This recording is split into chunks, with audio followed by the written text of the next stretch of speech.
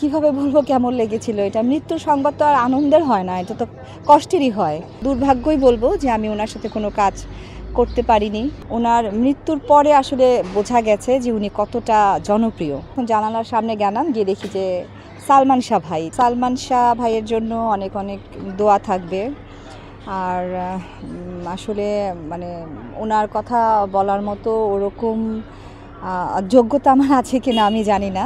সালমান শাহ তো সালমান শাহই, ওনার জায়গাটা আসলে কখনো কেউ আর নিতে পারবে না। ওনার মৃত্যুর পরে আসলে বোঝা গেছে যে উনি কতটা জনপ্রিয়, আর সেই জনপ্রিয়তাটা এই পর্যন্ত মনে হয় চুল পরিমাণও কমেনি। দুর্ভাগ্যই বলবো যে আমি ওনার সাথে কোনো কাজ করতে পারিনি। একটা স্মৃতি আছে, অন্তরে অন্তরে সিনেমার শুটিং যখন আমার মার সাথে উনি করেন, ওই সিনেমার শুটিংয়ের কালে একটা সময় উনি আমার মাকে আমাদের বাসায় নামিয়ে দিয়ে যান ওনার গাড়িতে। তখন ওনার গাড়িটা বোধহয় নতুন কিনেছিলেন একটা গাড়ি, তো ওইটা দুই পাশ দিয়ে একটা পাখার মতো উঠে যেত এরকম।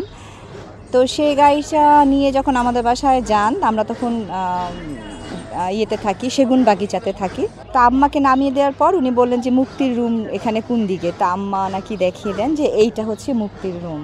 তখন উনি নিচের থেকে ডাকতে থাকেন আমার নাম ধরে, মুক্তি মুক্তি বলে উনি ডাকতে থাকেন। তো আমিও ভাবছিলাম, আমি তো তখন জানি না যে উনি আসবেন, তা আমি ভাবছিলাম যে কে আমাকে এভাবে ডাকছে কে। তারপর যখন জানালার সামনে গেলাম, গিয়ে দেখি যে সালমান শাহ ভাই। তা আমি দেখে তো খুব অবাক, এবং আমি বললাম, আল্লাহ আপনি আসছেন, আপনি ভিতরে আসেন, বাসায় আসেন। তখন বলছিল যে না, আমি তোমাকে গাড়িটা দেখাতে আসছি, আমি তোমার মাকে নামিয়ে দিয়ে গেলাম, আমি তোমার গাড়ি দেখাতে আসছি, আমার গাড়িটা দেখাতে আসছি। তো উনি তখন গাড়িটা দেখালেন যে পাখার মতো উড়ে, মানে পাখার মতো খুলে যায় দরজা দুইটা। তো বললেন যে কেমন, সুন্দর? আমি বলছি হ্যাঁ অনেক সুন্দর ভাইয়া, আপনি আসেন বাসায়। বলে আজকে না, আরেকদিন আসবো। তো ওই পর্যন্তই ওনার সাথে আমার দেখা ছিল, ওইটাই আমার শেষ দেখা ছিল। আর মার কাছ থেকে আমি অনেক গল্প শুনেছি ওনার, উনি শুধু অন্তরে অন্তরে করেছে তা না, আরও সিনেমা উনি করেছেন সালমান শাহর সাথে। উনি নাকি কাজের মধ্যেও অনেক সিনসিয়ার ছিলেন এবং সবার সাথে মানে খুব ভালো বিহেভ করতেন। তো এরকম মানুষ তো আর সবসময় ইন্ডাস্ট্রিতে পাওয়া যায় না, খারাপ লাগে, কষ্ট লাগে। বয়সটা আমি বলতে পারবো না, তখন চাঁদের আলোর পরে তখন আমি কাজ করছি না, তখন আমি পড়াশোনা করছিলাম, স্কুলে ছিলাম, বাট আমি তখন পড়াশোনা নিয়ে ব্যস্ত ছিলাম। স্বাভাবিকভাবে তো এটা খারাপ লাগারই কথা। এটা এখন এটা কিভাবে বলবো কেমন লেগেছিল এটা? মৃত্যুর সংবাদ তো আর আনন্দের হয় না, এটা তো কষ্টেরই হয়।